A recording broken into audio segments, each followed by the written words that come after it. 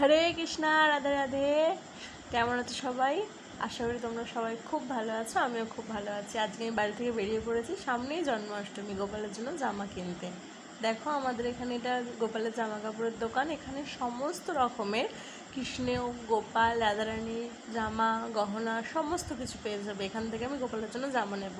চলো দেখি কী কী জামা নিলাম গোপালের জন্য। দেখো, এটা রাধারানীর জন্য এই হলুদ রঙের একটা আর এই নীল রঙের একটা, এই দুটো জামাই পড়েছে 20 টাকা করে।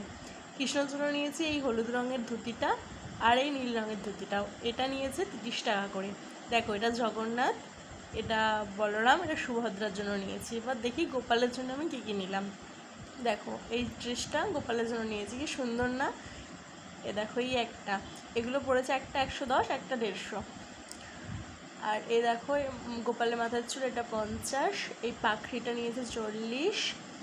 আর এটা আমি কৃষ্ণর জন্য নিয়েছি, এটা 30। গলার হারটা 50। এই চুড়ি দুটো আর এই দুটো চুড়ি দুটো দুটো জোড়া 40, এটাও 20। সবই এগুলো যা আছে সব এখানে চুড়িগুলো সমস্ত দামই 20 টাকা করে। এগুলো সবার জন্য। আর এইটা আমার রাধারানীর জন্য মাথার মুকুট নিয়েছি। আর আমার একজন বন্ধু এই নীল, গোলাপি আর এই লালটা জগন্নাথ, বলরাম, সুভদ্রা দেবীকে জন্মদিন উপলক্ষে গিফট করেছে।